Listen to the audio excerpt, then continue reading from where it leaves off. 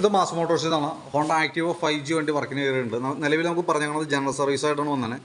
നമുക്കതിൻ്റെ key set loose കോട്ടായിട്ടുണ്ട്. അപ്പോൾ അതൊന്ന് റെഡിയാക്കണം. സെൽഫിൻ്റെ കംപ്ലയിൻറ്റ് പറഞ്ഞിട്ടുണ്ട്. സെൽഫ് സ്വിച്ച് കംപ്ലയിൻറ്റ് എന്നുള്ള രീതിയിൽ പറഞ്ഞാണ്. അതേപോലെ തന്നെ ഫ്രണ്ട് ടയർ വൺ സൈഡ് തേഞ്ഞ് പോകുന്നുണ്ട്. വൺ സൈഡ് ഒരു പിടുത്തം കാണിക്കണ പോലെയും പറയുന്നുണ്ട്. പിന്നെ അതേപോലെ പൊല്യൂഷൻ ടെസ്റ്റ് ചെയ്യാം, ഫ്രണ്ട് വൈബ്രേഷൻ ചെക്ക് ചെയ്യുന്നത് പറഞ്ഞിട്ടുണ്ട്. ഓയിൽ ചെക്ക് ചെയ്താൽ മതി, മാറ്റേണ്ടതെന്ന് പറഞ്ഞാണ്. അതേപോലെ വാട്ടർ സർവീസ്, ഇത്രയും കേസാണ് മെയിനായിട്ട് പറഞ്ഞാണ് അവർക്ക് കേട്ടോ. നമ്മൾ വണ്ടി ഓടിച്ച് നോക്കുമ്പോൾ വണ്ടി ലെഫ്റ്റ് സൈഡിലേക്ക് വലിച്ചു പോകുന്നുണ്ട്, സൈഡ് വലിവ് കാണിക്കുന്നുണ്ട് ലെഫ്റ്റ് സൈഡ്. അത് ഫ്രണ്ട് ഫോർക്കിൻ്റെ അലൈൻമെൻറ്റ് വേരിയേഷൻ വന്നേക്കണതാണ് കേട്ടോ. അതിൻ്റെയാണ് ആ സൈഡ് വലിവ് കാണിക്കുക. ജനറൽ സർവീസിനോടനുബന്ധിച്ച് നമ്മളതിൻ്റെ ഫ്രണ്ട് ബാക്ക് ബ്രേക്കുകൾ നമ്മൾ ചെക്ക് ചെയ്യാൻ വേണ്ടി അയച്ചിട്ടുണ്ട്. ബ്രേക്ക് ലൈനർ ബാക്കിലേക്ക് നമുക്ക് ബ്രേക്ക് ലൈനർ മാറ്റണം, അഡ്ജസ്റ്റിംഗ് മാക്സിമം അയക്കണമാണ്. ഫ്രണ്ടിലേക്ക് വരുമ്പോഴത്തേക്കും ഫ്രണ്ട് ബ്രേക്കിൻ്റെ ലൈനർ നമുക്ക് ഉപയോഗിക്കാനുണ്ട്. പക്ഷേ ബ്രേക്കിൻ്റെ കേബിളുകൾ 3 കേബിൾ മാറ്റിയിടണം. ഫ്രണ്ടിലേക്ക് വരുന്ന 2 കേബിൾ മാറ്റിയിടണം, ബാക്കിലേക്ക് പോകുന്ന കേബിൾ നമ്മൾ മാറ്റിയിടണം കേട്ടോ. എന്നാലാണ് ബ്രേക്കിൻ്റെ കേസ് ക്ലിയർ ആവുള്ളൂ. അതേപോലെ എയർ ഫിൽറ്റർ നമ്മൾ ചെക്ക് ചെയ്യുന്നുണ്ട്. എയർ ഫിൽറ്റർ നമ്മൾ കിടക്കുന്നത് പുതിയ ഫിൽറ്ററാണ്, പക്ഷേ കമ്പനി ഫിൽറ്ററൊന്നുമല്ല, ഡ്യൂപ്ലിക്കേറ്റ് ആണ്. മാക്സിമം നമ്മൾ എയർ അടിച്ച് ക്ലീൻ നടക്കാം. പുതിയത് മാറ്റിയിടുന്ന സമയത്ത് ഒറിജിനൽ ഇടാനായിട്ട് ശ്രദ്ധിക്കുക. CVT ക്ലച്ച് നമ്മൾ അതിൻ്റെ കൂട്ടത്തിൽ കൂടെ ഒന്ന് അയച്ച് ചെക്ക് ചെയ്യുന്നുണ്ട്. ഗ്രീസിങ് ആവശ്യമാണെങ്കിൽ അതൊക്കെ ഗ്രീസിങ്ങിനൊക്കെ വേണ്ടിയിട്ടാണ് നമ്മൾ ക്ലച്ച് അയക്കുന്നത്.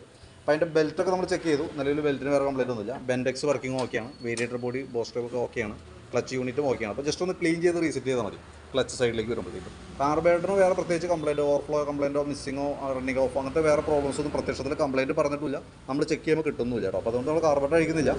ജനറൽ സർവീസിൽ കാർബറേറ്റർ ക്ലീനിങ് വരുന്നില്ല, നമ്മൾ അഡീഷണൽ പേ ചെയ്യേണ്ട കേസാണ്. അപ്പോൾ അതുകൊണ്ട് തന്നെ പരമാവധി നമുക്കത് ഉപയോഗിക്കാം. വേറെ എന്തെങ്കിലും കംപ്ലയിൻറ്റ്സ് ഉണ്ടെങ്കിൽ മാത്രം അഴിച്ചാൽ മതി. പിന്നെ എഞ്ചിൻ ഹെഡിൻ്റെ ഇവിടെ ചെറിയൊരു ലീക്കേജ് സ്റ്റാർട്ട് ചെയ്തിട്ടുണ്ട്, ചെറുതായിട്ട് തുടങ്ങിയിട്ടുള്ളൂ. തൽക്കാലം അങ്ങനെ ഓടാം. ഫ്രണ്ടിലേക്ക് വരുമ്പോൾ ഫ്രണ്ട് ഈ പറഞ്ഞ രീതിയിൽ നമുക്ക് അതിൻ്റെ ഫ്രണ്ടിൻ്റെ ഫോർക്ക് അലൈൻമെൻറ്റ് വേരിയേഷൻ ഉണ്ട്. അതായത് ചെറിയൊരു സൈഡ് വലിവാണ്.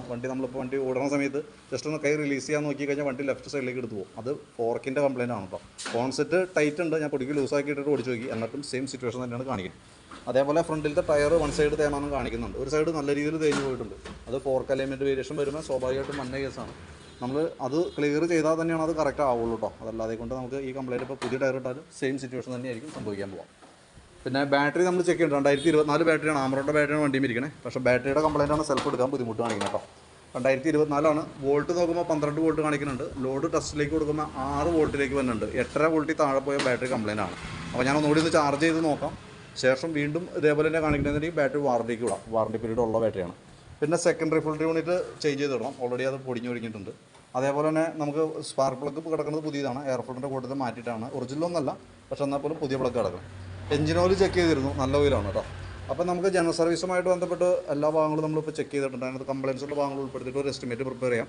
അതിൻ്റെ ഡീറ്റെയിൽസ് വാട്സാപ്പിലേക്ക് ഷെയർ ചെയ്തോ കേട്ടോ. വീഡിയോ കണ്ടതിന് ശേഷം നോക്കിയിട്ടൊന്ന് റിപ്ലൈ ഇടാം. ഫ്രണ്ട് ഫോർക്കിൻ്റെ കേസ് റെഡി ആക്കാതെ കൊണ്ട് വണ്ടി സൈഡ് വലിവ് റെഡി ആവില്ല. ബാക്കിത്തെ ഡീറ്റെയിൽസ് ഞാൻ അതിനകത്ത് ഇട്ടേക്കാം, നോക്കിയിട്ടൊന്ന് പറഞ്ഞാൽ മതി.